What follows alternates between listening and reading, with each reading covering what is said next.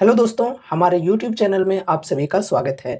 तो दोस्तों, आज की इस वीडियो में हम कुछ 4 पॉपुलर डिफेंस स्टॉक्स की टेक्निकल्स को डिस्कस करने वाले हैं और टेक्निकल्स के अंदर हमें क्या सिग्नल्स देखने को मिल रहे हैं, किस स्टॉक के अंदर और भी कितनी गिरावटें हमें आगे देखने को मिल सकती हैं एंड सपोर्ट और रेजिस्टेंस के लेवल्स कौन-कौन से हैं, अपॉर्चुनिटीज़ इन स्टॉक्स के अंदर कैसे मिल रही है, वो सब कुछ अभी हम डिस्कस करने वाले हैं।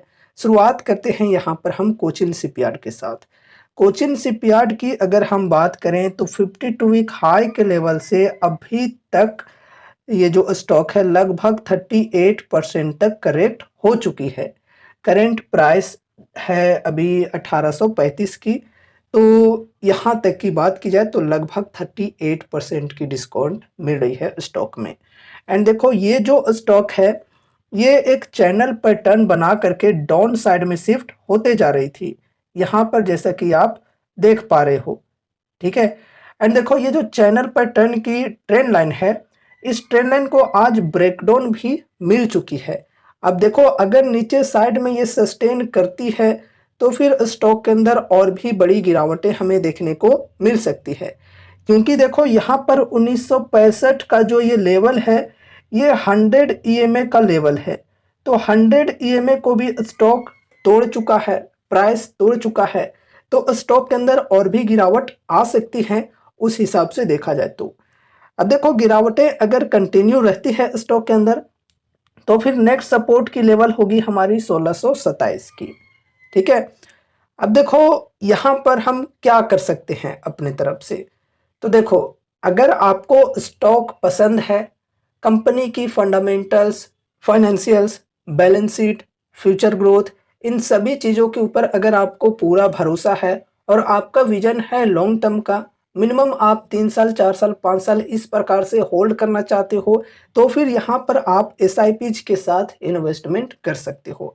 अगर कोई यहाँ पर फर्स्ट टाइम इन्वेस्टमेंट करने को इच्छुक हैं तो डिस्काउंट अभी बढ़िया मिल रही है, तो यहाँ पर एसआईपी की शुरुआत करके चल सकते हैं। अब देखो, यहाँ पर बॉटम बनने की इंडिकेशन नहीं मिली है, तो यहाँ पर बल्क में बाइंग नहीं करेंगे, एक लिमिटेड अमाउंट के साथ एसआईपीज करते चलेंगे।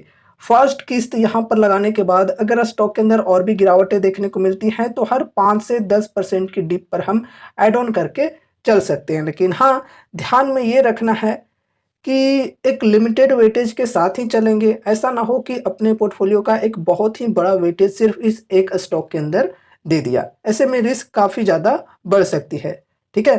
एंड बाकी देखो, अगर किसी ने इधर हाई के लेवल्स पर बाइंग कर रखे हैं लेकिन अमाउंट्स कम लगाए थे, अब देखो कंपनी के ऊपर पूरा भरोसा है तो फिर वो चाहे तो एक्यूमुलेट कर सकते हैं, बाय ऑन डिप करके चल सकते हैं, एसआईपीज करके चल सकते हैं, ठीक है। लेकिन हाँ, कंपनी के ऊपर अगर आपको भरोसा है तो। बाकी देखो गाइस, यहाँ पर जो भी चीज़ें हम डिस्कस कर रहे हैं वो सिर्फ और सिर्फ एजुकेशनल पर्पज से कर रहे हैं। जो भी स्टॉक्स को अभी हम डिस्कस करेंगे उनमें से कोई भी स्टॉक के ऊपर आपको मैं बाय या सेल की कॉल टिप या रिकमेंडेशंस नहीं दे रहा हूँ, ठीक है। तो इस वीडियो को देखने के बाद आपको अपनी भी कुछ स्टडी एनालिसिस करनी है या फिर अपने फाइनेंशियल एडवाइजर से कंसल्ट जरूर से करने हैं एंड उसके बाद ही कोई डिसीजंस लेने हैं। चलो, अब हम नेक्स्ट स्टॉक को डिस्कस करते हैं जो कि है Mazagon dock shipbuilders. Mazagon dock के अंदर हमें क्या देखने को मिल रहा है कि ये जो स्टॉक है अपने 52 वीक हाई के लेवल से लगभग 27-28% की गिरावट आ चुकी है। एंड देखो, ये जो स्टॉक है ये भी एक चैनल पैटर्न बना करके डाउन साइड में शिफ्ट होते जा रहा है। अब देखो, गिरावटें अगर कंटिन्यू रहती है तो फिर नेक्स्ट सपोर्ट यहाँ पर होगी 4000 की। ये जो सपोर्ट की लेवल है एक स्ट्रॉन्ग सपोर्ट की लेवल है और यहाँ पर देखो ये 100 ईएमए का भी सपोर्ट है, ठीक है। ये 4000 का जो लेवल है, तो अगर ये जो 4000 की लेवल है ये ब्रेक होती है, ब्रेकडाउन होकर सस्टेन करती है, तो फिर स्टॉक के अंदर और भी गिरावटें हमें देखने को मिल सकती है। फिर यहाँ पर ये होगी सपोर्ट 3300 की। अब देखो, यहाँ पर बहुत ही बड़ी सपोर्ट की लेवल है ये, ठीक है। देख सकते हो ये जो चैनल पैटर्न की सपोर्ट है ये भी है 4000 के लेवल पे, 100 ईएमए का भी लेवल है और फिर ये भी सपोर्ट का लेवल देख सकते हो। तो ये जो 4000 का लेवल है ये अगर ब्रेकडाउन होती है, मतलब बड़ी कैंडल के साथ में, तो फिर स्टॉक के अंदर और भी गिरावटें हमें देखने को मिल सकती हैं। ठीक है, फिर ये सपोर्ट होगी 3300 की। अब देखो बढ़िया तेजी हम स्टॉक के अंदर तभी एक्सपेक्ट कर सकते हैं जब ये जो ऊपर वाली ट्रेंड लाइन है इसको ब्रेकआउट मिले। ठीक है, और अभी अगर कोई स्टॉक के अंदर फ्रेश बाइंग करना चाहते हैं, फर्स्ट इन्वेस्टमेंट करना चाहते हैं, तो डिस्काउंट बढ़िया मिल रही है फर्स्ट इन्वेस्टमेंट के लिए, फर्स्ट एसआईपी के लिए। बॉटम अभी नहीं बनी है, इसलिए यहाँ पर भी बल्क में बाइंग करना सही नहीं हो सकता है। तो लिमिटेड वेटेज के साथ यहाँ पर इन्वेस्टमेंट की शुरुआत कर सकते हैं और हर 5 से 10% की डिप पर एड ऑन करके भी चल सकते हैं अगर कंपनी के ऊपर भरोसा है तो। लेकिन हाँ, लिमिटेड वेटेज के साथ ही चलना है। अपने पोर्टफोलियो में डाइवर्सिफिकेशन रखना भी जरूरी है। ऐसा नहीं कि जो सभी डिफेंस स्टॉक्स को हम डिस्कस करते हैं उन सभी के अंदर आप इन्वेस्ट करके चलो, बिल्कुल नहीं। एक सेक्टर के अंदर एक दो स्टॉक्स को ही रखें तो ज़्यादा बेटर होगा। एंड इसके अलावा और भी सेक्टर्स के अंदर इन्वेस्टमेंट करनी चाहिए, लाइक आईटी सेक्टर हो गया, केमिकल सेक्टर हो गया, फार्मा सेक्टर हो गया, रिन्यूएबल एनर्जी हो गया, ईवी सेक्टर हो गया, एनबीएफसी सेक्टर हो गया। काफ़ी सारे सेक्टर्स हैं जो कि फ्यूचर सेक्टर हैं, तो डाइवर्सिफिकेशन रखना भी जरूरी है। ठीक है, तो ये रही हमारी सेकेंड स्टॉक। अब हम चलो थर्ड स्टॉक को डिस्कस करते हैं जो कि है जीआरएसी, यानी कि garden rich builders and engineers limited. तो इस स्टॉक के अंदर भी काफ़ी गिरावटें हमें देखने को मिल चुकी हैं। देखो यहाँ पर ये जो सपोर्ट की लेवल है 1750 की, ये बेसिकली 100 ईएमए की भी सपोर्ट है। ठीक है, तो ये जो 1750 की सपोर्ट की लेवल है ये एक स्ट्रॉन्ग सपोर्ट के तौर पे काम कर रहा है। अगर ये जो सपोर्ट है ये ब्रेक होती है तो फिर स्टॉक के अंदर हमें काफ़ी गिरावटें देखने को मिल सकती हैं। अगर गिरावटें आती हैं तो फिर नेक्स्ट सपोर्ट होगी यहाँ पर 1626 की, एंड उसके बाद होगी यहाँ पर 1529 की। एंड रेजिस्टेंस के लेवल की बात करें तो रेजिस्टेंस है यहाँ पर 1963 की, फिर 2200 की।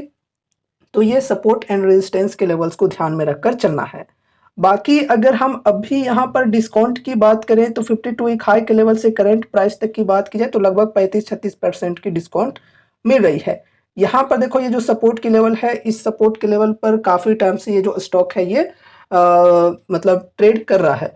एंड सपोर्ट के लेवल तक की अगर हम बात करें तो लगभग 38% की डिस्काउंट मिलती है। ठीक है, तो फर्स्ट एसआईपी करने के लिए चलो ठीक है।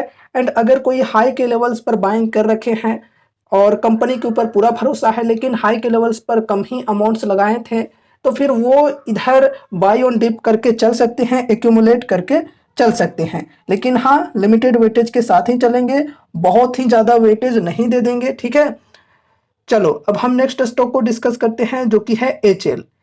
एचएल के अंदर आज के दिन हमें बहुत ही छोटी सी तेजी देखने को मिल रही है 0.06% की, जो कि हो सके तो मार्केट क्लोज होते होते ये रेड में भी चली जाए, है ना।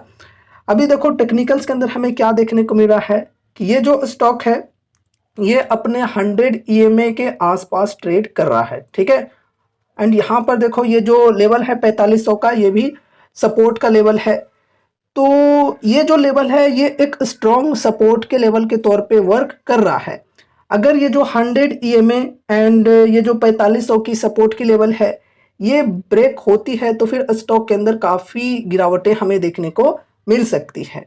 लेकिन दोस्तों पास्ट की परफॉर्मेंस के अनुसार अगर हम बात करें तो जब भी स्टॉक ने 100 ईएमए को टच किया है तब से स्टॉक के अंदर हमें बढ़िया तेजी देखने को मिली है। तो उस हिसाब से यहाँ पर ये भी हम एक्सपेक्ट करके चल सकते हैं कि 100 ईएमए को इस बार भी टच किया है तो हो सके तो स्टॉक के अंदर आगे चलकर हमें बढ़िया तेजी देखने को मिले।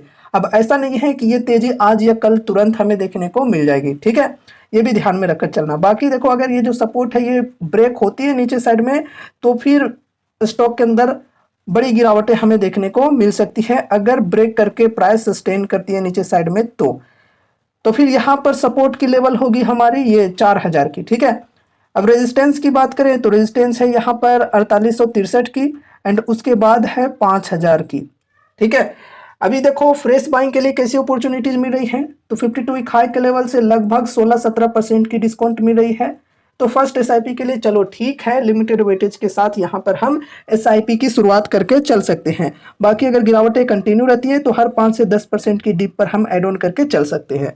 बाकी गाइस देखो यहाँ पर स्पेशली हम एचएल की बात करें तो मार्केट में इस कंपनी की एक बहुत ही बढ़िया मोनोपोली है। एयरक्राफ्ट्स वगैरह बनाने का ये कंपनी काम करती है, हेलीकॉप्टर्स वगैरह बनाने का काम करती है, साथ ही साथ उनके मेंटेनेंस का भी काम करती है। ठीक है, कंपनी बहुत ही बढ़िया। चारों कंपनी जो हम अभी डिस्कस कर रहे हैं वो सभी कंपनीज बढ़िया है। लेकिन गाइस देखो, सिर्फ टेक्निकल्स देखकर किसी भी स्टॉक के अंदर इन्वेस्टमेंट नहीं किया जाता है। इन्वेस्टमेंट करने से पहले उस स्टॉक की fundamentals, profit growth, sales growth, share holding patterns, balance sheet, सभी चीज़ों को बहुत ही अच्छी तरह से स्टडी करनी होती है। एंड उसके बाद टेक्निकल्स के अंदर भी वैसी अपॉर्चुनिटीज मिल रही है तो ही हम यहाँ पर इन्वेस्टमेंट की डिसीजंस ले पाएंगे। ठीक है, सो गाइज ये रही हमारी आज की वीडियो, कुछ 4 डिफेंस स्टॉक्स के ऊपर। उम्मीद है कि इस वीडियो के माध्यम से कुछ यूजफुल इन्फॉर्मेशंस आपको मिले होंगे।